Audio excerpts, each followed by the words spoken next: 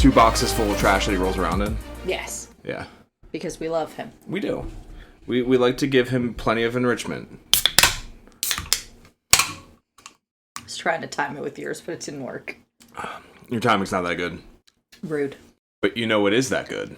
This cranberry long drink. And this brand new episode of Soon to Be a Major Motion Podcast. The podcast where we read books that are turned into movies and watch movies that are based on books. I am Billy Beck. I am Cody Beck. Cody, how have you been? I have been great. I don't really have anything new or interesting to report. Yes, you do. Our last episode was between vacations. Oh, yeah. We went to Vegas. It was great. Yeah, Vegas is awesome. You got sunburnt? I didn't get burnt. I got sunned. I did not get sunned. We went to Vegas. We had excellent dinners. We celebrated the 40th birthday of one of our dear friends. Hi, Andrea. We love you. And we went to a Mega Mart, which was pretty neat. Oh, Mega Mart by the fine folks at Meow Wolf. Mm-hmm.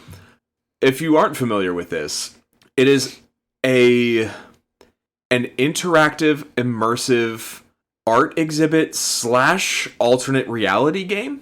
Yeah. Like, you can go in and just walk around and explore and play with the things and see. When you walk in, it's a small supermarket. But if you go to the freezer in the back and open it, there's a passageway that goes to the factory. And then there's an office room with computers back there and a break room with weird stuff. And there's, like, story happening.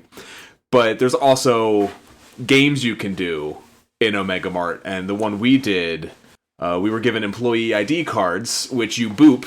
They have little RFID chips in them, and you boop them on terminals and uncover a story. And it starts with just employee training, and you learn about Omega Mart and working there. And then eventually, like, hackers come and contact you through the boop cards and help you unearth the secrets of Omega Mart's parent company and stuff like that. And yeah, it's the kind of thing you could go in for an hour and have a good time, but you could spend 10 hours in there and not see everything. Yeah, I was actually looking up to see if, like, how many stories or whatever there are, and the way that the Wikipedia article is worded, the story is not necessarily completed, ever. Yeah. Like, the whole time, like, there's missing posters for the founder's daughter in certain areas. And I was waiting for that to come up. And then I got to the end of the story, and I was like, I didn't even see any of that shit.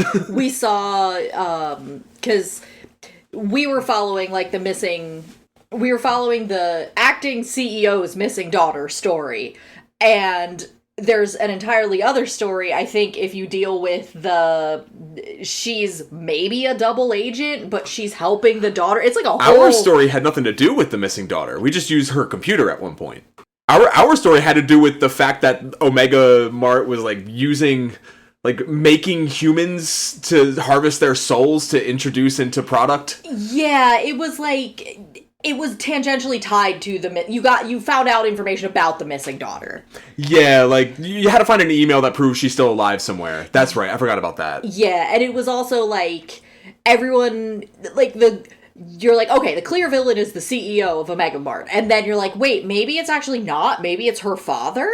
And it's like, you never really get any resolution to that. So, yeah. Yeah. Like you said, you could spend an hour and have a good time, or you could spend 10 hours and figure it out. It was very, very fun. Mm-hmm. We had a nice pool day.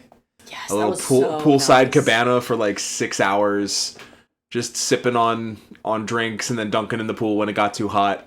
Watched Ronaldo get kicked out of the World Cup. Oh, it was beautiful. Poolside. Oh, lovely. His tears gave me life. My favorite meme that came out of that day was Mbappe, 7 goals. Messi, 7 goals. Third guy, 7 goals. Erling Haaland. 7 goals. Ronaldo, 7th of July. This is a We Hate Cristiano Ronaldo podcast, so... Yeah, I'm not going to support a man who had credible allegations of rape, yeah. Mm-hmm. Also, he evaded taxes. Yeah. Spanish taxes or Portuguese taxes? Unclear. Doesn't matter. What else? We went to a Vegas Aces game. Yes! It was our first professional basketball experience. That was a good time. Yeah, it was my first basketball experience ever. Except, like, we went to see Aces play the Fever, but Caitlin Clark and Asia Wilson did not play. Yeah, Asia Wilson was there. She was there. I don't know if Clark was there. I don't think she was. Plenty of the Children of the Corn were. And they just stomped the Aces in the third quarter, and by the fourth, it was over. Yeah. Which sucked, but we still had a good time. Yeah. It was interesting as someone whose primary experience with professional sports is women's soccer, because, oh boy, I recognize where a lot of the shit that's going on at Angel City's coming from. Mm-hmm. They're winning, though. 3 straight 2-0 wins. Yeah, I'm talking more about, like, stadium stuff. Oh, yeah. But like, the changes to the stadium that we've been noticing. Yeah. But yeah, we fucking won today. Look at us go. Hell yeah. Not to Inside Baseball reveal when we record or whatever. Yeah, we're recording a few days later than normal. Because I had to go see a movie the other night. Yeah, you did. You left at like 6:30 and you didn't come back until like 10:30. It was a bit of a long movie. Just a little bit. It's actually based on a book that I noticed you were reading today. Oh, yes. Yeah. Which is Homer's Odyssey, translated by Emily Wilson. Yes. Yeah. I read the Robert Fagles translation last time, and now I chose to read the Emily Wilson one. And I went to go see Nolan's The Odyssey, which like just came out 3 days ago. Yeah, timing. So from here on out, expect spoilers if you haven't seen Nolan's Odyssey. We're going to talk about it in pretty detailed, but before we get into that, Cody, shall we watch a trailer? Let's watch the trailer.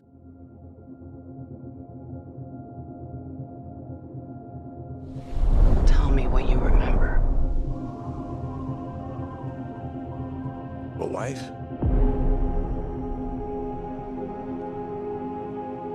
A son?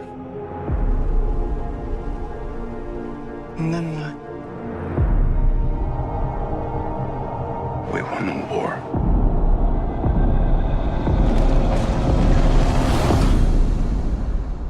Help me go home.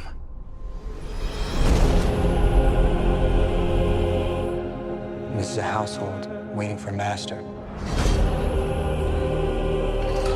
I want you to choose me. Ithaca's king is coming back. No, he's not.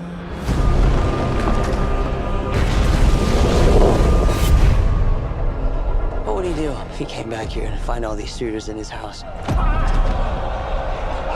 You're pining for a daddy you didn't even know, like some sniveling bastard.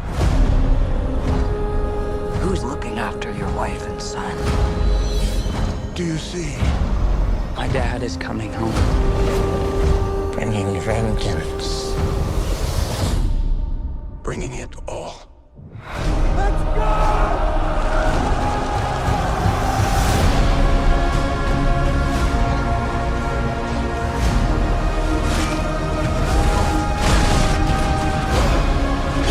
I need everyone at this party dead.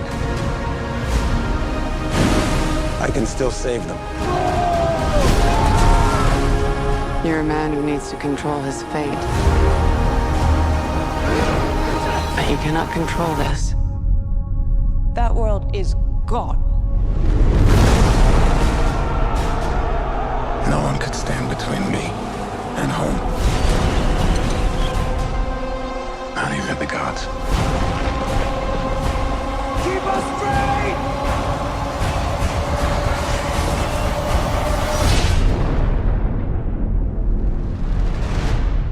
I think it's asleep.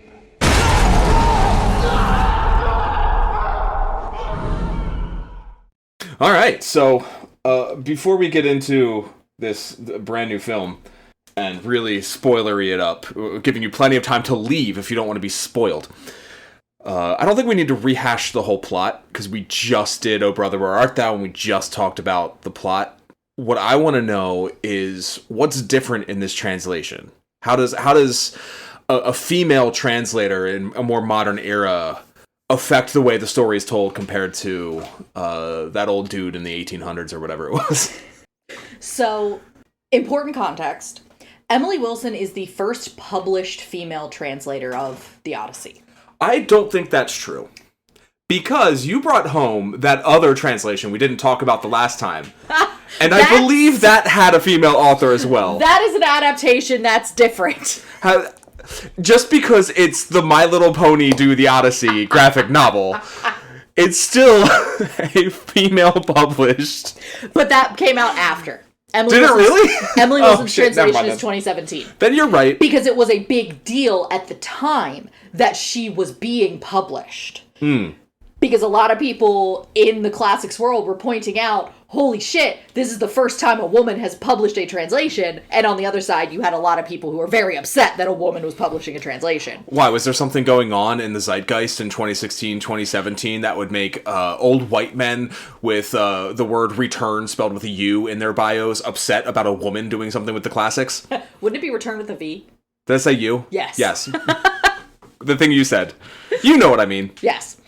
And secondly, when she was being interviewed, I don't know whether it was for a written interview or whether it was a video or what, but she was asked the question, like, she constantly got the question, well, you're doing a feminist retelling, and she pushed back really hard on that, because she's like, why is it considered a feminist retelling just because a woman is doing it? And furthermore, she said, I think that just having a woman be the translator doesn't necessarily mean that something is feminist. We need to have a higher bar for what feminism means, which is fascinating. I'm going to start every time a man does a new translation or version of something, I'm going to say, like, oh, what's with this new patriarchal retelling of Christopher Nolan's patriarchal retelling of the Odyssey? So what I noticed mostly with her translation is that a lot of the derogatory language towards women, it wasn't changed in that it's not still insulting. It is still insulting. It's just less gendered. It, like, for example, instead of using the word bitch, she would use the word dog-like. Okay. Or that kind of thing. So a lot of the more gendered insults were probably more accurately translated to the original intention. Yeah. And then the two major things that I noticed is there's a pun on when Penelope is talking about Troy. She hates the city of Troy for obvious reasons. And so in the Fagel's translation, she calls it destroy. The pun being, destroy. And in Emily Wilson's translation, it is Evilium. Because the name of Troy is Ilium. And so just that subtle difference there. It's still the same pun, but it's not. We covered something recently with Ilium. Was it Fahrenheit 450? No, Slaughterhouse 5. Yes, Slaughterhouse 5. Takes place in Ilium. Yes. Because the Odyssey is one of the 7 stories. Yes, the town that he lives in is called Ilium. That's right. And then the other thing is, of course, the famous Nobody, where Odysseus gives the Cyclops the name Nobody. She chooses to translate that as no man. So it's still one word. It's still no man and nobody, but she translated it as no man instead of nobody, which is fascinating. Because I think, honestly, the explanation works better. Like, I think the trickery comes off more clearly when it's no man instead of nobody. Mm-hmm. But overall, I really liked her translation. It was a little less academic, which I think is probably why Nolan may have liked that, leaning on that for it. But honestly, yeah. I mean, she hits all the same story beats. She covers all the same ground as the Fagel's translation. But her language is more accessible without dumbing down the source material. Yeah, and he didn't credit her adaptation specifically in the film that I saw. Mm-hmm. I will say I did leave halfway through credits. The screening I went to was not the 70mm IMAX full size. As Nolan intended.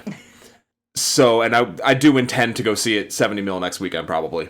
But the credits are like a blue text on black background, and as they were scrolling, I was in the back of the theater. I couldn't read shit, so I just left. But I do recall this being specifically the translation news, and I don't remember where I read that, and I'm just looking to confirm that now. Yeah. I mean, also, it honestly could be him just yanking that one because it's in the zeitgeist. I would believe either way. Oh, he studied several translations, including the Emily Wilson and the Fagles.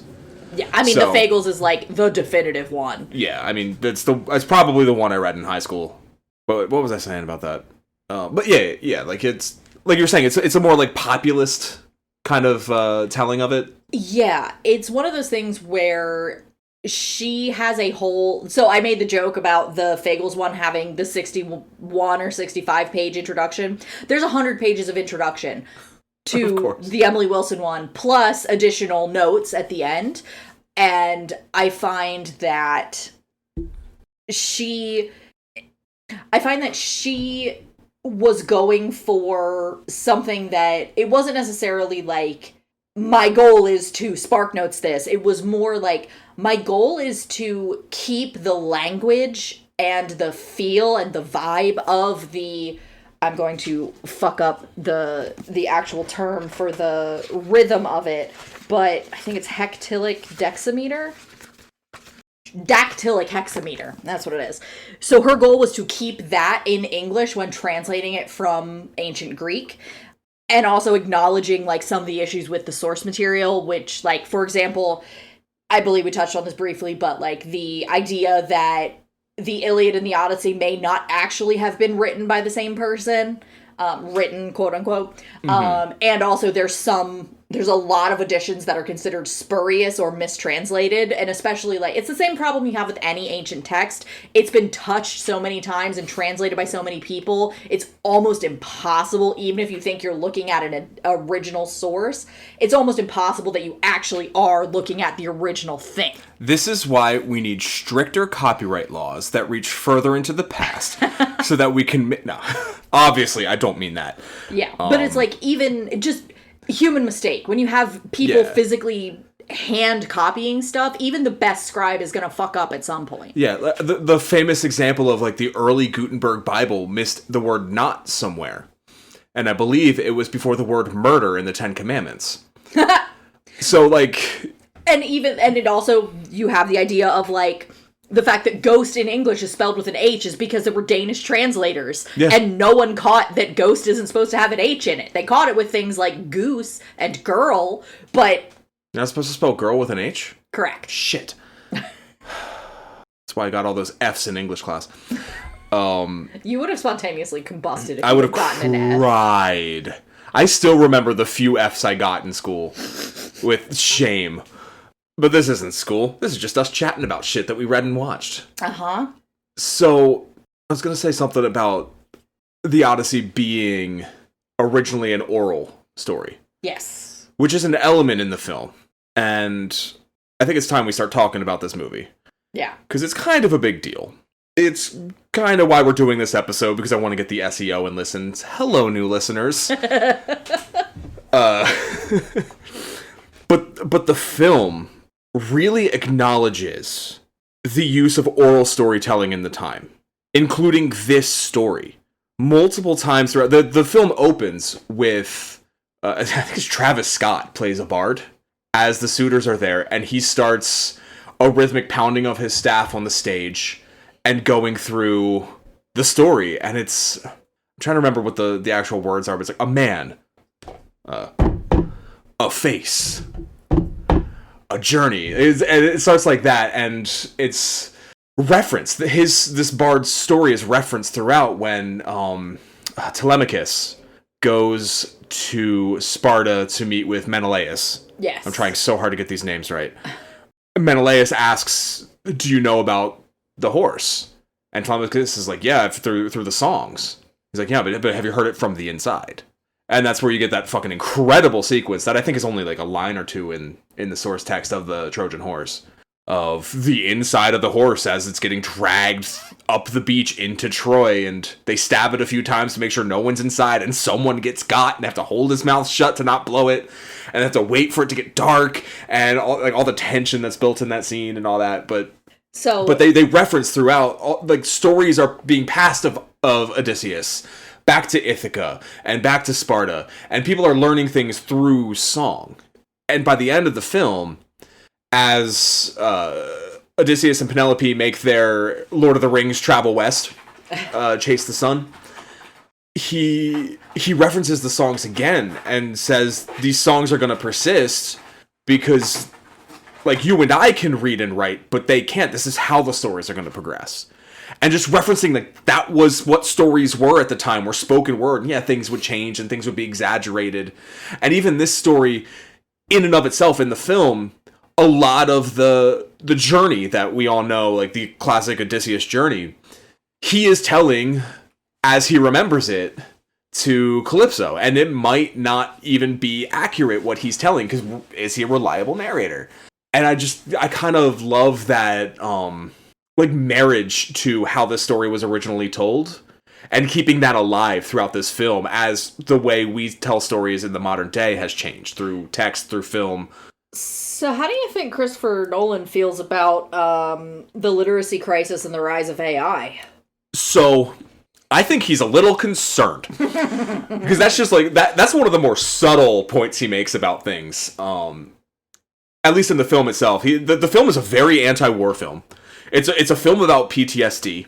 It's a film about the horrors of war and the sacrifices that men make when they go to war and how it affects them afterwards. Like, that's the heart of the film. In the making of the film, he took a very clear stance against AI, and he took that stance so strongly, he took it against CG as well. He shot the entire film on 70mm IMAX, which is the first time it's ever been done for a feature-length Hollywood film. Which honestly surprised me. I didn't realize it was the first time a full movie had been done in IMAX. The thing is, IMAX cameras are loud and expensive. So doing them for, like, the opening of The Dark Knight, that crazy heist sequence, and you have that 15-minute IMAX sequence before a movie, like, really sets the stage. But then when you get to dialogue scenes, yeah, you just pull out a red cam or whatever and you do your thing. But for this, like, the film opens the opposite of The Dark Knight with basically 20 minutes of dialogue. You get the start of the Trojan horse sequence, and then it cuts away, and then you get Telemachus dealing with the suitors, dealing with his mother, making the decision to go to Sparta before you ever see Odysseus again. And it's all just dialogue. But something about, and again, I need to see this in 70mm as Nolan intended, but still you could tell, like, in their faces and stuff, so there was more grabbed by this camera than would have been grabbed by whatever cameras they use on Marvel sets, you know? And there's so much in the performances, like the creases in Anne Hathaway's eyes, like little details like that would not have shown up in a more slapdashed, airbrushed, CG decolored, you know, Marvel movie. Not to dunk on Marvel. There's a place for Marvel in American cinema. I'm not that kind of asshole. But what Nolan was trying to do is make a movie the way that movies were meant to be made. Roll film in a camera, capture what exists, create worlds that do not exist, and capture them with this camera. What movie were you watching this week? It was a Stephen King movie where you said they blew up a church for this. Needful Things. Ah, yes. Oh, they blew up more than a church for the Odyssey. He's strapping IMAX cameras to rickety-ass boats and pushing them out in the fucking Mediterranean. He's blowing up fucking temples. There's explosions. There's fire. He made it, like, a common joke that you and I have when I watch movies from the 90s.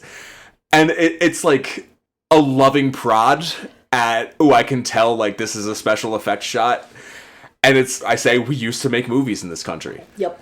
And like I said, with Needful Things, they blew up a church for this movie. And Nolan is like, nah, William, we still make movies in this country. At least I do. I make movies in this country being Turkey and Greece and Iceland and a little bit in Los Angeles. Like, but still, like, it's going back to the AI thing. There's such limited computer generation, like, to the point where they used an animatronic dog in a sequence. His hunting dog. Is the hunting dog in the book? Yes. Okay. Because I don't remember that coming up last week. But it makes me too sad. The sad hunting dog that they leave him on a pile of shit to die, and he lives just long enough to see his master come home, was an animatronic dog while laying on the heap. And, like, you can kind of, I mean, you can tell. But I looked at it, it was like, he made a fucking movie. So, like, how many people got paid to construct and animate that animatronic dog for one scene just so Matt Damon can pet it and that dog can breathe one last breath, and I believe it more because it's physically there. Just the craftsmanship in it was very much, no, humans are going to do this. Only humans can do this. AI could never do what he did. And that's not to say that, well, I mean, it is to say that it's better, because it's art. He's making art. AI can't make art the way that humans can make art.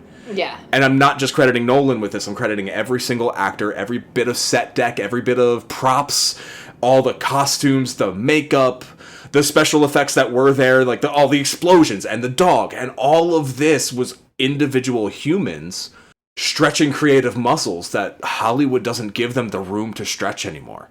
And Chris Nolan went, I've got the clout to get this done. I'm gonna fucking do it. And the thing is, if it makes money, hopefully it encourages more people. Considering I would have gone to an IMAX screening this morning if tickets were available, I think it's making some money. I will say, I have heard two, I will say legitimate gripes, because I'm not going to dignify the, you can't have a black woman be the hottest woman on earth, whatever. Fuck yes, you can. Fuck yeah, you can. Have you seen Lupita Nyong'o? God damn, the scene where she's as Clytemnestra stabbing Agamemnon, and she's got this really low cut top. Yeah, that's the hottest woman on earth. I get it. Well, she's not supposed to be. No, she's just the twin sister of the hottest woman on earth. Yes. So the two legitimate gripes that I've heard are, A, he actually had contracted with an official armorer who specifically handles ancient Greek style armor, and then they ended up not going with him for reasons that are unclear. Okay. And then the second gripe is there were not actually any Greek actors involved. Yeah. In a story that is explicitly about Greeks. So I will say those are the two things that I've heard that are actually legitimate complaints. Most of the other complaints that I've heard are just people being dicks. Do you know if that armorer still got paid? I do not know. Because if there was a contract, I assume the armorer still got paid. And I would think that maybe making authentic Greek armor either didn't look right on camera or was too heavy for the actors and stuntmen to deal with while doing what else they needed to do. That's the kind of thing that happens in movies all the time. You just hear about it as actors. Yeah. Like, famous examples, Mustache. Was it? No, not Tom Selleck. Who was it that was cast as... I think Tom Selleck might have been the original Indiana Jones, actually. Harrison Ford? Instead of Harrison Ford, yeah. But Back to the Future, there's that other actor that... His name's escaping me. But there was another actor cast instead of Michael J. Fox, and they started shooting, and then it wasn't working. Like, the movie would not have worked with him, so they recast it, but they still paid him out. And I watched recently Her.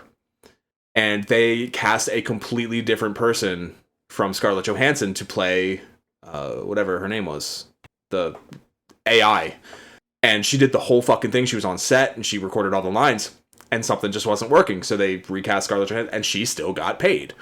And there are actors, was it The Thin Red Line I was watching, where there was like, Billy Bob Thornton was in the special thanks? Yeah. That's because he had shot scenes, and they had to cut them. This kind of thing happens in Hollywood all the time. I get why people might, especially if it's like an artist, like an actual like Greek weaponry and armor artist whose work isn't used in the movie, that reaches a different audience than like an actor getting cut. So I get why that might be like more of a thing, but I can also foresee a world in which it just didn't work for the movie for whatever reason, and hopefully they still got paid. Yeah. But yeah, the Greek, they should have had more Greek actors. I can see that. There were a shit ton of extras. They could have used Greeks. I did like how diverse the cast was, because that part of the world is diverse as fuck. Yes. You know what sea it is? It's the Mediterranean. Do you know what else is on the Mediterranean? Fucking Africa. Yup. Of course there's going to be black people in this movie. Historical accuracy. Try geographical accuracy, motherfuckers. Jesus wasn't white either. You don't have a problem with that. Anyway. My favorite history fun fact is that most of the damage, quote unquote damage, that was done to Egyptian artifacts and statues, where conveniently just the noses were knocked off, was usually because the noses identified them as too obviously not white. Yep. Yeah.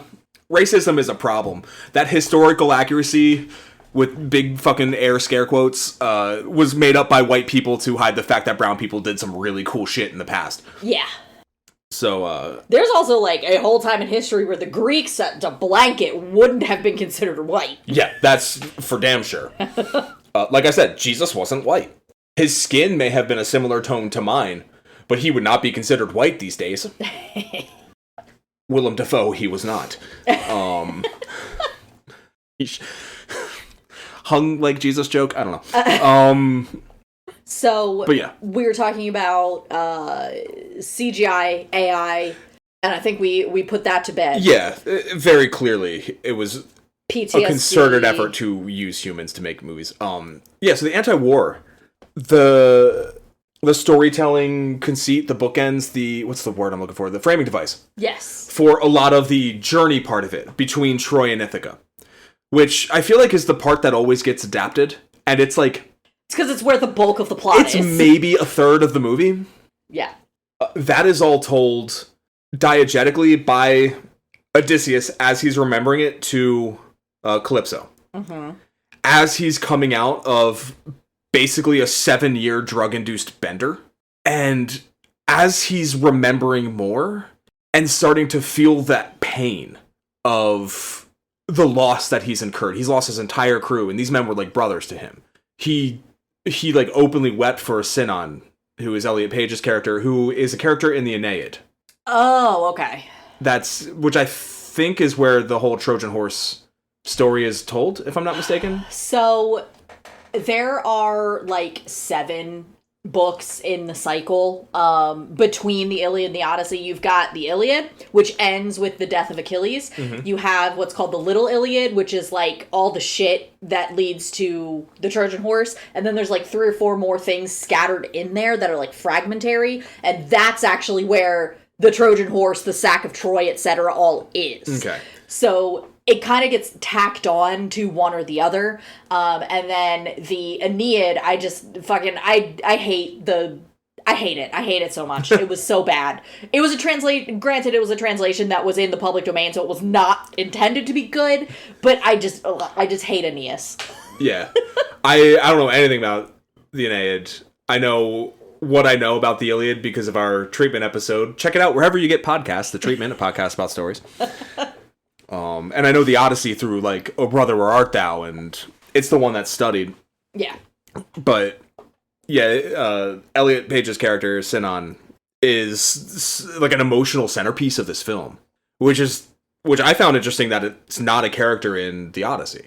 It feels as though that character was... there's a character that dies on Circe's Island named Elpenor. And I feel like they probably took the same thing where it's a young character that maybe this is like their first experience with war and they're not really very good at it. And maybe they were press ganged into it or for whatever reason they were chosen into it. And they're just like the youngest person around. It feels like that's the character that they're like using. Yeah, I'm not sure. I didn't read anything in depth, but in this film, Sinon is really young when he's sent off to the war. And he goes in place of Antinous, mm-hmm. who is Robert Pattinson's character. Yeah. And Antinous promises, because Antinous comes from a wealthy family, and Sinon is the son of his farmhand, I think. So Antinous promises the farmhand, he promises Sinon, like, I'll take care of your family, we'll give them money and stuff if you go in my place. And Sinon goes, survives 10 years on the beach, basically, and then volunteers for a special role for the horse. And we all know what the Trojan horse is. It's full of soldiers, it's how they sneak into Troy, and then at night they open the gates to let in the rest of the army. And then sack Troy, and in one night Troy falls. Sinon doesn't know this. Sinon volunteers to stay back, and intends to beg for mercy, or just like, if I die, I die. If they're merciful, then I survive. But he leaves it up to the soldiers of Troy. And he gets stabbed into the horse, inches away from Odysseus. It works, they take the horse in, yada, yada, yada. Later in the journey home, they go to hell. Because, sometimes you just gotta detour to hell. Like, when we go home from Vegas, we always got to stop in Baker and go to Alien Fresh. You know, you got to stop in Hell. Which I think it's funny that a week after I trusted my own hubris instead of a GPS and added 20 to 30 minutes to a drive time on the way to Vegas, I watched a movie about a man trusting his own hubris and going south instead of following the GPS, aka Agamemnon home. Anyway, when he's in Hell, to hear from, what's the blind prophet's name? Tiresias, thank you. Greek names, man. It's why this story never really spoke to me. I could never remember who was who. Tiresias? Yes. When he goes to visit with Tiresias, he also speaks with Sinon first. Mm-hmm. And Sinon explains, the first person to greet me here was my father. And he had died poor and destitute because Antinous yes, reneged on his promise. And fortunate son. Yeah. And Odysseus had Sinon's lot that he drew that got him drafted to the war. Mm-hmm. And he tells Odysseus, give this to Antinous when you get back so that he can, feel his own shame. He can face his shame. And the next person he talks to is Agamemnon, who tells him, when you go back, disguise yourself, because when I went back, I got stabbed immediately by the twin of the hottest woman in the world. He deserved it. I don't give a shit. He deserved it. Oh, yeah, sacrificing your daughter for wind? Come on, man. So, extra fun fact, that's not the first child of Clytemnestra he killed. It's the only one in the movie that we see.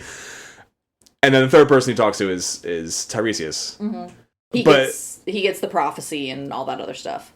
But that bit with Sinon, and it also helps explain how the afterlife works in this film, or in this universe. Yeah. And then, of course, when he gets back and he kills Antonius, he shoves the lot in his mouth before he stabs him, and it got a cheer and applause from our audience in the crowd. It was a wonderful scene. I was trying to avoid seeing anything for this movie, because I wanted to go in as blind as possible, and the only thing that I saw was that Robert Pattinson kind of played him like Edward Cullen.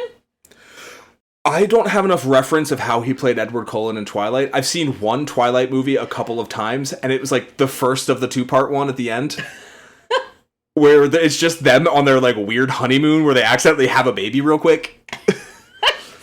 But Robert Pattinson, career-making performance from him in this. He is so fucking smarmy and an asshole, and our generation, so many women in our generation fell in love with him from Twilight, and he's just a prick and a douche nozzle, and it's so good. But yeah, that's one of the Sinon character, I guess is what I'm saying. Not even in the Odyssey, but an emotional heart of the movie and an emotional character arc that Odysseus goes through. Yeah. Because, I imagine that I know Elliot Page is older than Tom Holland, or they're around the same age, but they're not the same age. I think Elliot's more my age-ish, as is Pattinson, as is Anne Hathaway, and Tom Holland's probably about 10 years younger. Because I'm just thinking, it feels as though what he was going for there is the parallel between Telemachus and Sinon. This is what your son this could have been your son. Yeah, that's definitely there. Because there's a scene where he hunts at the beginning, and there's a bunch of children around him, and he definitely has more of a fatherly attitude towards Sinon than he does towards Antinous. Yeah. And it's Sinon is the son that he knows, because Telemachus is a baby when he leaves. He doesn't know his son. That's a key theme of this. Yeah. It was in the trailer, you're doing all this for a father you've never met. Yeah. And yeah, I want to talk about that hunting bit. Yeah. Because there's a runner in that, and it's a really cool piece of filmmaking that he did. I didn't mention the score. Ludwig Göransson did the score for this, and used mostly instruments of the era, and it is an incredible score. And the coolest thing he does here is 3 times throughout the movie, Odysseus plucks his bow as a warning. And it's this hunt scene in this flashback when they're all kids before the war. He plucks his bow to alert a pig, maybe? I think it's a pig, a boar. When he gets a scar. When he gets a scar, right before he shoots it during a hunt. And he explains that it's not a fair fight if he doesn't let them know he's there, and somebody brings up, you're hunting, you're not fighting. He's like, hunting is just fighting with a lot of stealth. The second time he does it is on Circe's Island, when he's getting a deer that he finds out is a human when he goes to eat the meat, and it is not a deer. Hey. It's a naked dude. And the third time is right before he slaughters the suitors. But every time he plucks it, the sound of the bow is not diegetic in the world. It is part of the score. And it resonates and reverberates. And you remember when Inception came out? And it had that Hans Zimmer score. And all of a sudden, every movie had the big whoa sound in the trailers. Yeah. I have a feeling this bow pluck thing is going to be aped for the next 15 years. All right. Just giant reverberating, but you can tell it's not a synthesizer sound. It is a string on an instrument, and it's just the microphone is in the string. Like, you hear it everywhere. It shakes the seats, and it was this really, really epic effect that was used and just made this character larger than life. And it was such a minor detail that I've never seen in a film quite like that before. The closest would be the use of music in Baby Driver, but that wasn't thematically tied to a character in the same kind of way. So he does pluck the string when I want to say threads it, and that's not right. When he strings it. When he strings the bow right before he kills the suitors. Because he doesn't have a bow throughout the rest of the Odyssey. He's not it's not a theme that he's a hunter? He is, but he never really uses a bow. Okay. He always uses an axe or a spear. Because that's one of the things that he is known to be incredibly good with a bow, but that's Iliad stuff. Gotcha. But he gets this bow, and the important thing is that no one else can string this bow, and he straight up make sure it's not damaged, and then immediately one-handed strings it and plucks it. And that's when the suitors are like, son of a bitch, we're all gonna die. That's when Antinous' second in command gets Charlie Kirked. It's not Antinous' second in command in the novel, or in the story. It's Antinous. He shoots through the axes, and then immediately shoots Antinous before he even knows what's going on. The way the film plays it out, he drags it on. Because he knows that, he thinks Penelope knows that it's him, and all this, nothing's been said, but they know that they know. Mm-hmm. And he's the last to go. He's the beggar in the corner, and he watches all these men fail to string his bow. And he examines it, and they're mocking him. They're chirping from the peanut gallery. Antinous doesn't even try, because he knows he can't do it. Mm-hmm. He doesn't even he tries to talk it off as all right, we all failed your test, Penelope. Now just pick one of us. We get it. Oh, so he doesn't do the even whole try. It's because of the gods thing? I don't remember his whole speech there. That was, 2.5 hours into this movie when this happens. So but he does a big bravado speech of, we get it, you're this is part of the test, is to prove that he's not coming back, but it is what it is, and he's dead, and you gotta marry one of us, and yada yada yada. Mm-hmm. But then Odysseus gets the bow, he does the thing, he examines it, and he starts to bend it, and he can't do it like everybody else did. And I literally think he just did that to tease Penelope a little bit, let me just break your heart real quick. And everyone laughs, and then he just bends it, strings it, shoots it, and then Antinous' second in command is down the other end of the thing. He's like, oh my god, you're Odysseus. And before he can finish the name, arrow to the throat. Out of nowhere. So it's the reason that they're all feasting, because of course they feast every day. Yes. But this is a special day, because this is actually a feast to Apollo, who is, the god of hunters, or the god of archers specifically. Now, that's important because what Antinous says is, it's a god, or it's a festival day to Apollo, so of course none of us could string the bow. It's a test against Apollo, and none of us are going to risk that. So you know what we'll do? We'll make a bunch of sacrifices to him tomorrow, and then we'll try again. And that's when the whole shit starts with Odysseus. Now, there's a lot of stuff in the I keep wanting to say novel, in the poem, about gods and sacrifices and the importance of specifically Athena. Over and over again, Athena is the one who is either protecting Odysseus or helping him in some way, or straight up just fixing shit for him. Of course, you've heard the term Deus Ex Machina. It literally comes from Greek literature. Greek plays, specifically. Yeah. She is the Deus Ex Machina multiple times in this.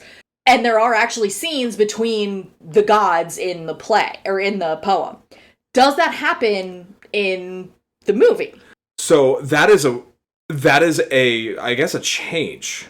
and this is probably the biggest spoiler here, is that Nolan made this movie in which gods are an integral part of the story, and continued to have the gods be an integral part of the story to its characters.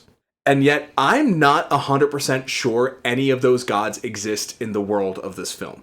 Okay. So, but, like, Zendaya's Athena. Spoilers, she might not be Athena. Okay. She's credited as Athena, I will give you that. So, throughout the film, Odysseus himself, everyone makes reference to Zeus's law, which is a law of hospitality. Xenia is the law that you treat guests appropriately. When they attack the Cyclops, his second in command references that's a violation of that's Poseidon's kid. You just pissed off Poseidon, and now we're going out onto Poseidon's water under Zeus's sky. And of course, they're running into storms and shit. Like, shit starts fucking going off.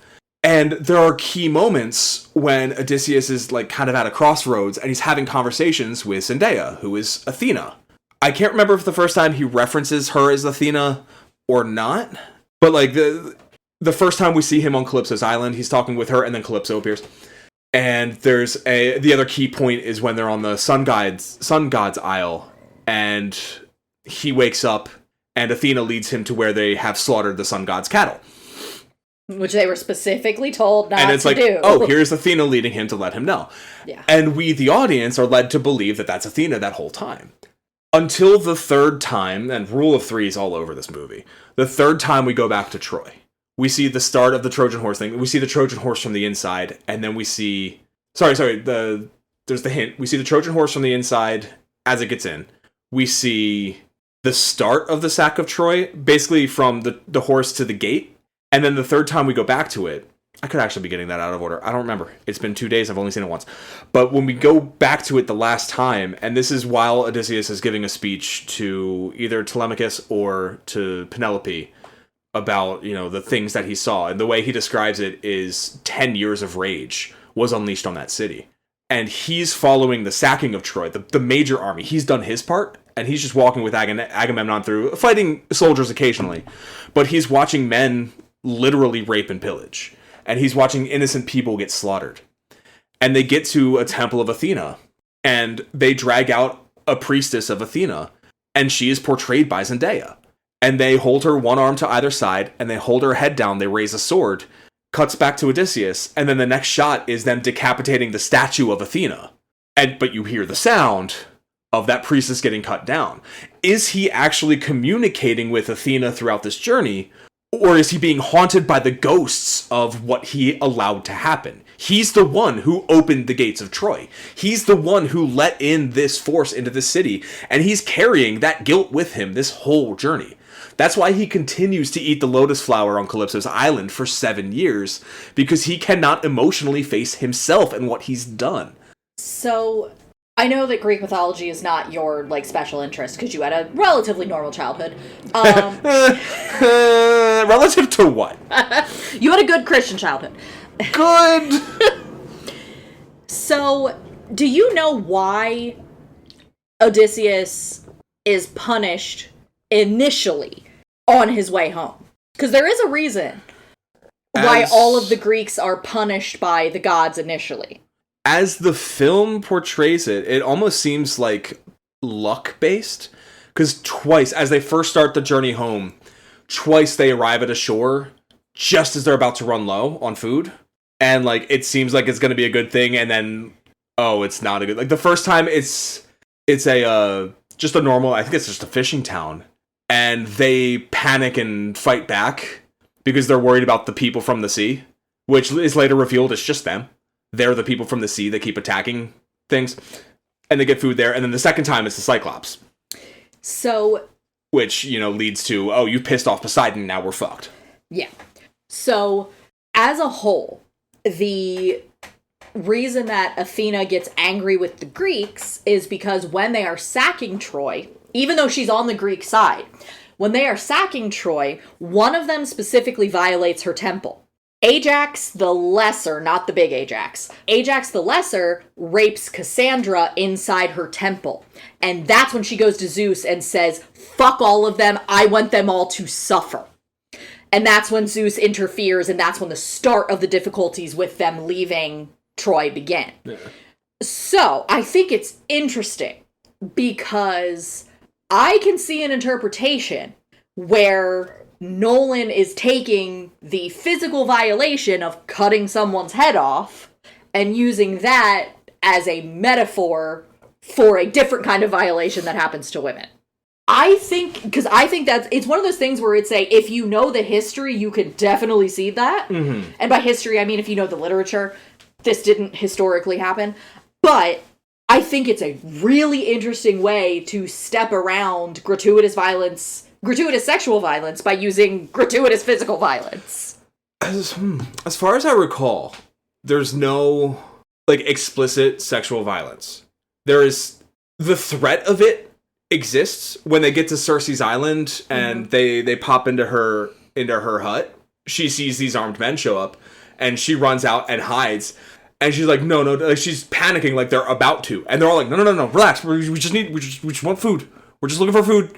Calm down. And then, she turns them into pigs in the unexpected body horror sequence of the film, which, again, all practical effects made me feel ill.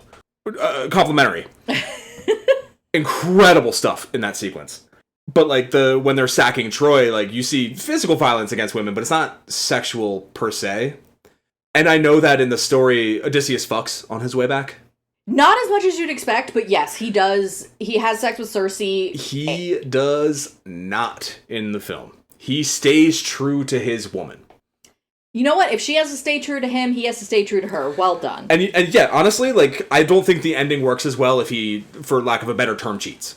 I mean, you can make the argument to a certain extent that, and there are actually people that do view what happens on Calypso's island as sexual assault against him, because he doesn't necessarily have a choice. It's even made clear in the text, in both versions, he doesn't want to sleep with her. He's sleeping with her because he has to. It's not explicit that they sleep together. There's a shot where it looks like they're about to hold hands, and that's as close as it gets. But Calypso explains to him, it was clear you were fucked up, so I started feeding you the lotus to help you wake up thinking it was just physical pain, and then you could handle the emotional pain when you were ready. But you kept eating the flower, and in that time, I fell in love with you. So she didn't, stop him. And, the ball is set in motion when she comes to terms with, he's pulling up the remains of his ship out of the water. Maybe I tell him not to eat the lotus and to start remembering. Maybe it's been too long. Maybe I do love him, and I need him to understand his own past so that if he stays, he stays. If he leaves, he leaves. If you love him, let him go kind of thing. That's the angle. I want him to choose me, not to choose me by default. Yeah, that's the angle that, Nolan takes with this. Yeah. Which, when you think about Nolan movies, you don't think about, a romantic true love as being a center of them, but that happens a bunch in his plots. Inception? Interstellar is all about just love. Yeah. And the power of it and how important it is. Aspects of The Prestige. He puts so much... I keep forgetting that The Prestige is Nolan. Not so much in Memento, but, he does so much with, the technical side of filmmaking and the structure of storytelling that it almost gets lost in how many layers he puts on his movies, that so often the focal point is just, hey, these two fucking love each other and he wants to get back to his wife and she is not going to stop waiting for him. And then when they're back together, then they can fuck some shit up. And it's the emotional heart of the movie, that part of it is really strong because he doesn't sleep with Cersei and he doesn't sleep with Calypso. And obviously, of course, you can't assign current sexual rules to the past. In the past, it would have been expected that you had multiple sexual conquests. Even when you were married, it was weird if you only had one person that you slept with. Yeah. Even fucking Menelaus, who has Helen, literally the most beautiful woman in the world, has slaves that he sleeps with instead. Because Helen can't give him kids anymore. So he's creating sons. Now, with a modern audience, though, I'm just imagining all the think pieces if he had kept that historical accuracy in the film. Like, there's some things, like, you just have to kind of... You have to tell the story to your audience. You have to understand your audience. I think that's smart, because that is a way to... And it made, like, the scene where she's not sure he's him yet, and he's telling her about the war and about how he's the one who first broke Zeus's law by offering a gift to the city of Troy and then betraying them from inside that gift. And there's so much pain in both of them as she's not sure if that's her husband or not. But it's very clear that he knows the truth about her husband because he mentions this pin. Is the pin in the story? Yes. Okay. So there's a lot of emotion in her, and there's a lot in him, because you could just feel him wanting to be like, it's me. I'm back. I made it. Let's just get rid of these fuckers and go off. But he knows it's not safe for either of them yet because of the suitors.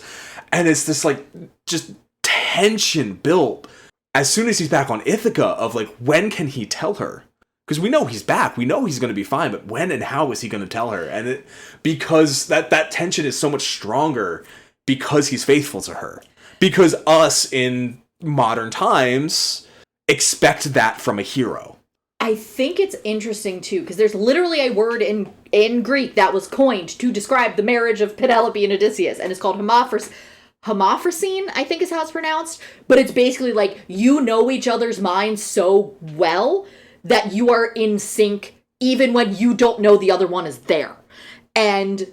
like, even when it looks like you are betraying your partner knows you're not, because you know each other so well. Mm-hmm. That term was literally coined to describe Penelope and Odysseus. And I think it's fascinating that he is warned by basically every dude that he meets, like Agamemnon, even Athena in various guises, tells him, like, yo, don't trust your wife. Don't trust your wife. And his immediate reaction to seeing his wife flirting with other men is, yeah, baby, you go get them. You get those gifts.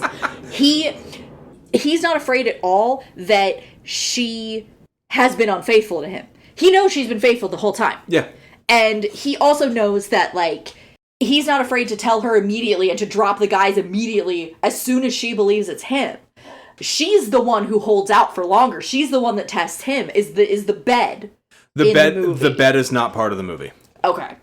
So, in the poem, because this also really isn't in Oh Brother, in the poem, she is like, you know what? I don't know if I can trust you yet. So you know what? You're a Clea slave. Go ahead and make him a bed drag the master bed out of my bedroom and make it up, and I'll sleep elsewhere. And he's like, what the fuck do you mean?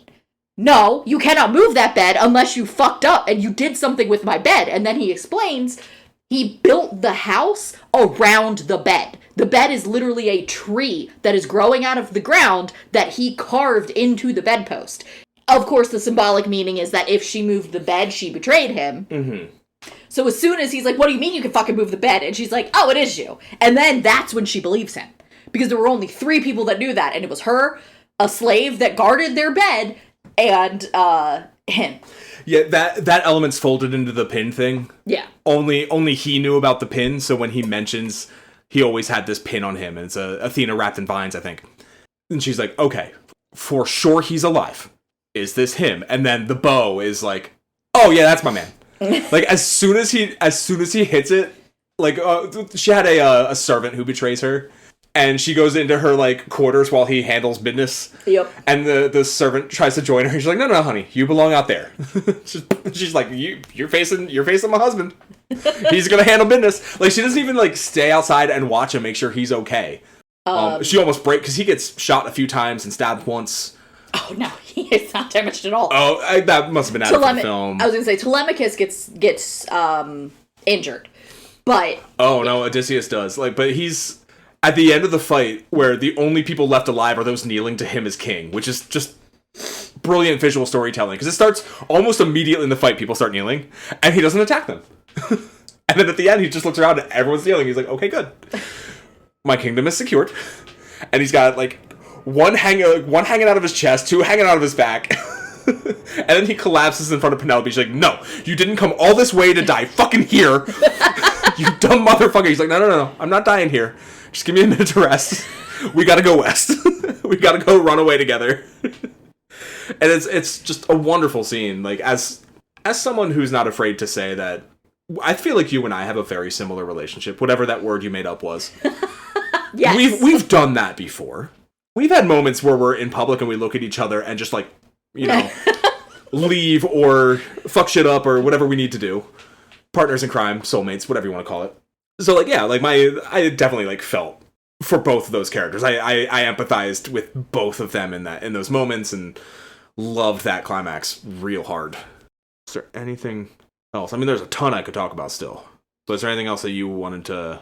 No, I think I can just add context from the poem, if there's other stuff you want to talk about. I mean, there's stuff in this film that I hadn't seen adapted in other, like, variations of the Odyssey before.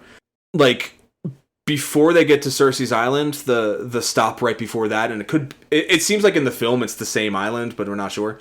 They go on land, and there's a child in armor who screams, and these big dudes in silver armor show up and start wrecking shit, and they're like, alright, let's leave. And as they try to leave, trees start moving and gating them in and trapping them in living cages, and it's like terrifying and awesome. I don't know how he shot it, because there's big action scenes of sword fights happening, and in the background trees are just moving amongst other trees that aren't moving, and is really fucking cool. I don't remember anything like that being in any of the other versions. It sounds like that's the Lystragonians, because that's basically the culling of Odysseus's fleet at that point. Yeah, two of the 3 ships don't get off that beach. Yeah. I believe at that point there are 9 ships left, and 8 of them don't make it off the beach. Only Odysseus's ship, and the only reason it makes it is because he was further out. I gotta talk about the design of Cyclops. Yes. It's not one normal eye on the center of his face. It looks like his head is deformed, and one eye didn't form, and his face is kind of like almost bean-shaped. So it's a normal eye, but rotated 90 degrees, eyebrow and all. So that's interesting, because to me that reads goat. Because, like, you know how goats have the slanted pupil? Oh, no. Not like the eyeball is rotated inside the eye socket. I'm talking about the eye socket is rotated 90 degrees. Okay. Because, like, it looks like a giant with a birth defect. Ooh, It's an incredible look. Like, even in the trailer, it didn't look quite the same as it did in the film. Okay. And it was only in, like, one shot in that trailer. I just want to, like, give props to that. That was a fucking awesome design. I was like, fuck yeah, when that happened. They kind of cut the thing that you told me about with his last task is to go west and evangelize for Poseidon. Yes. But I feel like that was transformed into... He gets exiled after the slaughtering of the suitors. Which is interesting, but it makes sense in the way that it sounds like the movie has kind of made Xenia the most important thing. Because basically, it's not that he violated the terms of the host and guest agreement, because technically Polyphemus did that first by eating his men. Yeah. But it's more that when he blinds the Cyclops calls out to Poseidon and says, make him suffer, and Poseidon is like, gladly. Anything for my boy. But, like, obviously, as the gods are kind of removed from this film. Yeah. That's transformed into... Because he still goes west at the end to uncharted lands. Part of it is to honor the fallen.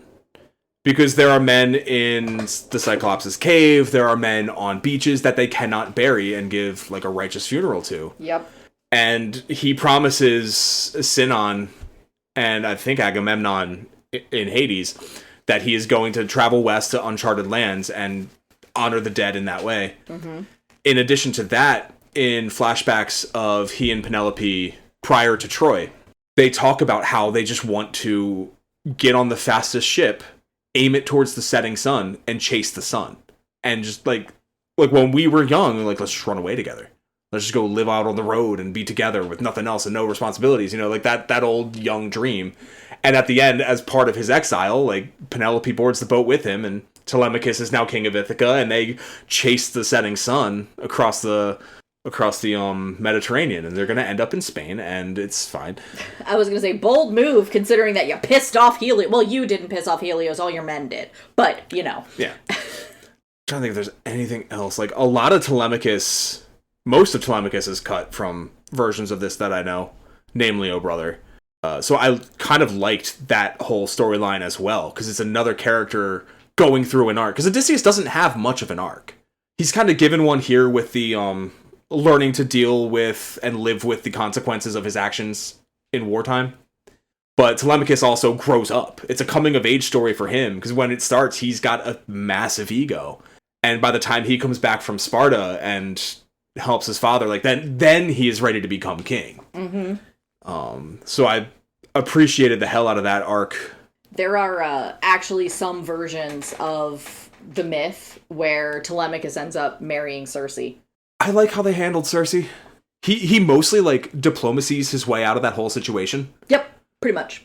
And then they just sit down, and she tells him, like, all right, you're going to have to go to hell to find your way home. I don't know how to get you home, but I know how to get you to Hades. So you just go north, and then you do this, and then you dig a trench, and you sacrifice some sheep, drain their blood, and then the dead will come to you, and then this guy's going to tell you how to get home. And they're just, like, civil at that point. It was just, like, a nice, like, weird, like, moment that I kind of loved. I think if there's anything else. Oh, I gotta talk about the sirens. Yes. How they handle the sirens. And I think this scene would not have worked as well if not for him staying faithful to his wife. So we get a bit of arrogant Odysseus that I know is more part of the poem than is part of the film versions. Yeah. Because who wants to relate to an arrogant character as an audience? But he tells his men, fill your ears with wax as we go through the sirens. I will not be doing so. Tie me to the mast, I want to hear the song. And his second says, no one has ever heard that song and survived. And Odysseus is like, yeah, I want to be the first. And as the last man puts the last bit of wax in his ears, the soundtrack gets muffled, the audio gets muffled. And you hear music underneath the muffling and chanting and sound, and there's like some discordant elements and there's some beautiful elements. And again, incredible work on the score here. This dude's going to get a shit ton of work off of this film, and rightfully so. And as you hear it in the background, you start hearing Odysseus describing it after the fact. We don't see him get through it. We see them passing through as he's describing what it sounds like. And he describes the siren song as it's like an itch that you finally get to scratch. And when you start scratching, you realize it's underneath the surface. And instead of that satisfaction, it's torture because you can't get to it. And that itch, you realize, is things that you already had that you don't anymore. And like you can think of that on like that, you know, shallow, ooh, let's go have sex with those hot ladies on those rocks level. Like, yeah, he hasn't seen his wife in 10 years. And he's probably really horny about it. And those women are offering sex. And one dude does pull the earwax out and immediately dives overboard. But as he describes it also, you see in his face the joy turn into anguish. And it's an excellent performance from Damon. And it was just really well done musically and visually, and just an incredible sequence, an incredible take on a classic sequence of the story. I am flipping through to see if I can find the section of, well, this is the dead. It's not in this. Seeing if I can find what the sirens say. So this is from book 12, which is called Difficult Choices in the Emily Wilson translation. And basically, the way that they tease him is they say that we know everything that happened to both the Greeks and the Trojans in Troy, and we know how you'll get, like, they tease him with knowledge. They Garden of Eden him. Yeah, pretty much. Interesting. I should probably highlight some performances. Well, you know, first, how did you feel about the translation? Was this better to read than the Fagel? Worse? Same? I enjoyed it. It was different, but obviously it's like reading a different version of your favorite story, you know? Yeah. There were some elements of it that I thought were a little, I kind of preferred the more academic language of the Fagels, but for the most part I preferred this one, and I really liked it. Cool. Good to know. Yeah. What about the My Little Pony comic adaptation? It was fine. Did Pinkie Pie get to her delicious muffin or whatever it was? Yes, she successfully sailed home to her delicious cupcake. All right, now the part I've been dreading. My official as I get review of the Odyssey by Christopher Nolan. Well, when you came home the other night, I asked you, did you like it? And you took a minute. So, the Odyssey and Greek myth and this sword and sandal epic. It's been so long since I've heard that term. It's never been my cup of tea. I always find the names confusing and hard to remember. When I was telling you about the movie the other night, I kept calling him Temecula until I just referred to them as the actors' names. I've had to have a cast list open most of this podcast to try and remember who's playing who. It's never been my cup of tea. So I let myself take a couple of days before I, put into words how I feel about this movie. My gut instinct is that Christopher Nolan, from a purely technical standpoint, might be one of the best filmmakers of all time, if not the best.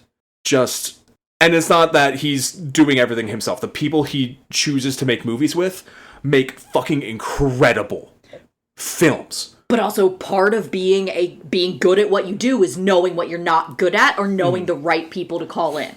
Yeah, and as a director, immaculate. All the technical elements. As a screenwriter, the language of this was excellent. Elegant when it needed to be, of the time-ish when it needed to be, but also he used the word fuck in there. When shit goes haywire on one of the stops early in the journey, someone drops the F-bomb in there. And I was like, you know what? Yeah, fuck it. Why not? Because, if you watch any modern military, a general giving a speech in front of Congress is going to use different language than he will on a battlefield. And that is a relationship that we can make. And it worked so well. And, there are some lines that resonate with me, like the way he described the Siren Song. And the other one that I mentioned that I can't remember, not too long ago.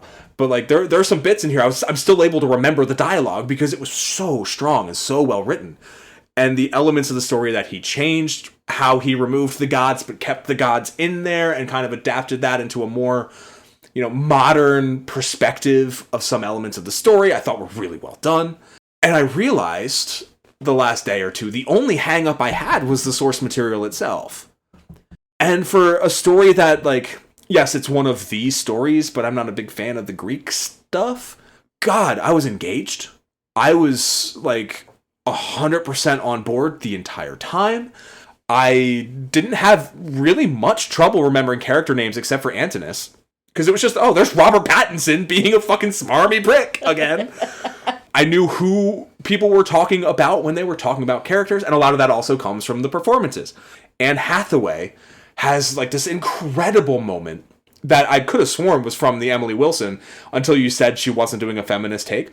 And she's yelling at Telemachus, why are you so convinced you're going to sit on what is an empty throne? I've been sitting in this throne for 20 years. And it's such a powerful moment, and Hathaway eats it up. Tom Holland is great. He's not Spider-Man. And there are a lot of actors that are big from superhero movies or Marvel movies that it's hard to see them in other roles. I think he slides into this role so nicely. Zendaya doesn't say much, but her mere presence speaks volumes. Charlize Theron as Calypso is so tender and so loving and so kind in a way that I wasn't expecting that character to be, but helped the movie. John Bernthal is Menelaus, and he is he's kind in a threatening way, in a really deep kind of performance for a character that doesn't have as much to do as other characters do. Elliot Page is so sympathetic as Sinon, and the fact that he's a trans man, it's not that he looks out of place, but he's noticeably he has a smaller frame than the other soldiers. And it's clear, it's because, he's this much younger than everyone else. He was the smaller kid in the flashback scenes. And that makes it more heartbreaking that he's the one who dies the way he dies without knowing the truth and why he's dying. And it's all these little things add up to just this beautiful performance. And what's crazy is the name I haven't mentioned yet is Matt Damon.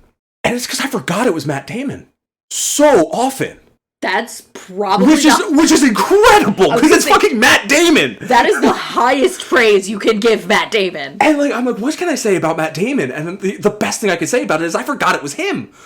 And holy shit, has that man aged like a fine wine. Old man Matt Damon with the grays and the beards.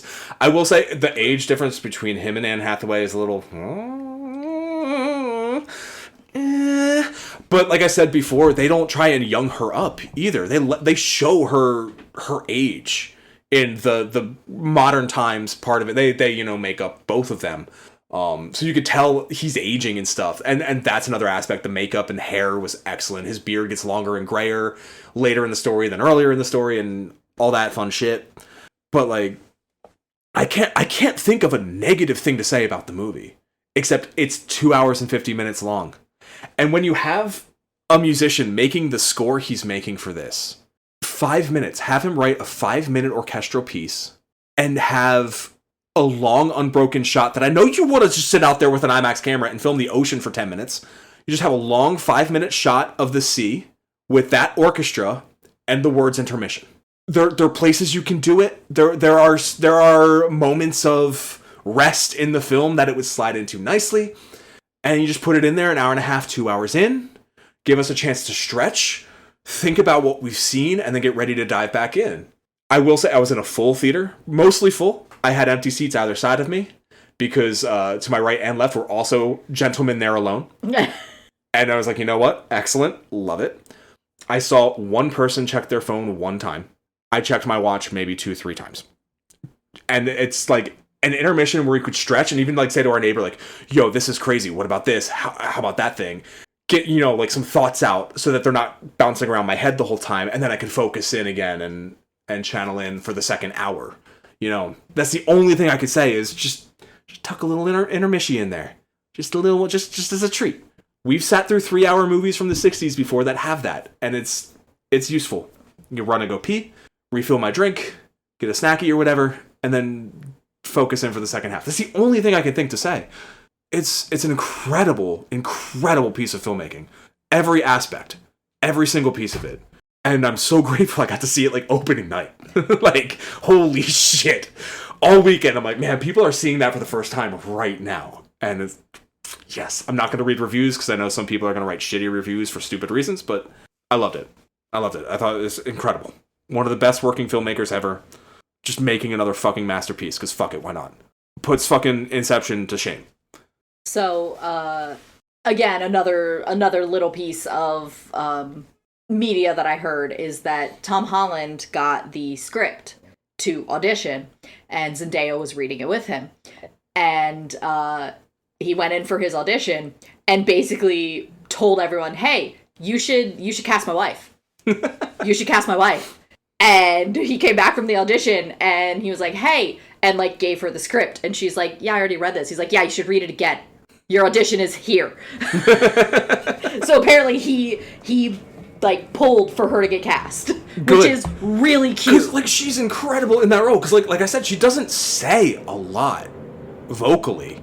But the way she carries herself as an actress on camera, she doesn't need to say a lot. I thought she was very similar to her role in Dune. Which I know you haven't seen, but she... I mean, I was going to say it sounds like Dune. She appears in Dune Guy's dreams and stuff in a very similar way, and with, like, that epic score. Like, part of me felt it was a little derivative of her in Dune, but then when the reveal of her being a priestess happened, I went, oh, no, it is not! No, it is something completely different from what I thought it was! Ooh, okay! Yeah, I don't use the word masterpiece a lot. I try not to, but it is. It's an incredible film. Honestly, and because he didn't use CG, it's going to stand the test of time. You talking about it has made me want to see it, because I was on the fence. Yeah. Especially because I have some hang-ups around Travis Scott, specifically.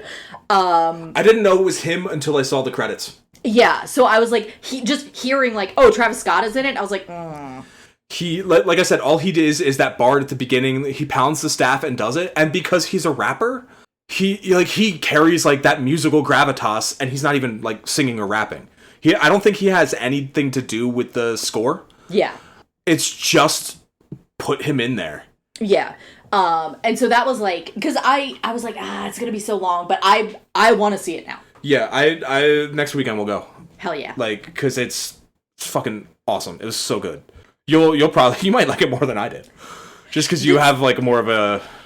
Honestly, like I am always gonna be someone who prefers the plays, specifically Euripides. I will always love Medea. Mm-hmm. Like that's always gonna be the first thing I say is my favorite when it comes to Greek mythology. But being immersed in the Odyssey for, about a month now, I am understanding why so many people cite that as their favorite or cite that as their introduction to their Greek mythology experience. Yeah, and this adaptation like unlocked so much of that for me as well. Just like the depth of what you can get out of what is a simple story. We joke that it's one of the 7 stories, but it is. It's the journey home. It's, like, how many road trip movies are just the Odyssey? I auditioned back in my acting days for a film set on a college campus called The Odd Essay. And it was about trying to turn in a paper and getting lost along the way. And it also had one of my favorite ever bits of... she had the ass of a white Nicki Minaj. She had the face of Aphrodite and the ass of a white Nicki Minaj. Was the description of a character in the sides. I don't know if that ever got made or released. I did not get cast. It's because the audition, I was so hungover. It was the day after my birthday. When Sharon Stone's ex got me drunk and bought me pants. I've lived a life. You have indeed. But, like, just the depth of, like, what you can get out of this story with the anti-war message and the PTSD and the use of drugs instead of, like, some men would literally rather just do drugs on an island with a woman for 7 years than go to therapy, right? Some men would trust their own hubris instead of following the GPS home. But like, that and the love story with him and Penelope, like, I felt when I'm away from you, I get it. Like, I just want to get home to you sometimes. I'm sorry, I love you, my wife of nearly 10 years. But yeah, it's yeah. I could go on and on and on and on. We could keep talking and talking and talking, but so I have to edit this, and I've got 2 less days to do so than normal. I was gonna say, is that a you liked it? I think I liked it. My letterboxd was 4.5 stars and liked, and I'm not sure where that half a star went. I might go revise that. Half a star was the intermission. Yeah, honestly, like, it might have just been like I got home and I wasn't gushing over it like that was the best thing I've ever seen. It wasn't like after I saw Everything Everywhere All at Once. Yeah. It wasn't quite like I'd seen something completely new. But over 2 days of thinking about it, I think I saw something perfect, which is like crazy. And that's why it's taken me so long to put into words how I feel about it. But I might revise that next time I see it. So how do we follow up perfection? Well, let's just go in a different direction. You read some classics. You read a classic twice. Yes. And that's a pretty thick tome that I see there. So let's give your reading eyes a break. And let's get into something more fun. Let's go back into the world of graphic novels. Okay. We've dabbled in the past. We did Nimona back in the day. 3 years ago now. We've been doing this a long time. Have we done another graphic novel? I feel like we have, but I can't think of any off the top I can't of think my of head. what it would be if we did. So let's do some graphic novels. But let's stay away from superheroes. Sure. I don't want to do, like, Watchmen, and then we talk about Watchmen. And then we do one of the Batman movies. And then, that's going to get real samey. Let's do films that you didn't realize were based on graphic novels. Okay. And I think a place to start is another journey home, another road trip. And this is a film that I've seen relatively recently, and it's a very good movie with a very interesting performance from an actor you wouldn't expect it from. And that film happens to be based off a graphic novel, and that film is Road to Perdition. I have no knowledge of this. We're talking 30s gangster. Okay. Starring Tom Hanks. Oh boy, okay. I mean, I know the name Tom Hanks, and I know the name Road to Perdition. Yeah, so we'll do Tom Hanks. Sam Mendes directed it. Tom Hanks starred in it. 2002 film based on a graphic novel by the same name. That will be next time out. But before then, if you want to keep the conversation going, you can find our social media accounts, including our email address, in the link tree in the description to this podcast. If you can't access that, it's linktr.ee/soonmajorpod. You can also find some other fun bits there from former episodes, as well as our Ko-Fi account, ko-fi.com/soonmajorpod, if you want to toss a couple bucks our way to help keep the podcast on the internet air. You can also find our other podcast, The Treatment, a podcast about stories with our co-host, Mark Lucas. Our most recent episode was an original in which we pitched an original film based on the concept of the film happening in real time. Oh, yeah. And that was also an Odyssey. It was also an Odyssey, and it was about a gentleman trying to get to a bistro by 6:30 to save his marriage. And hijinks ensue. But yeah, that's all I have time for today. Thank you for watching, and oh no, I'm not the lockpicking lawyer. I don't know how to end this shit. It's really hot. You gotta figure out how to end it. It's so warm. It's so warm. It is 84 We're degrees. just gonna fucking melt if I don't figure out how to end this.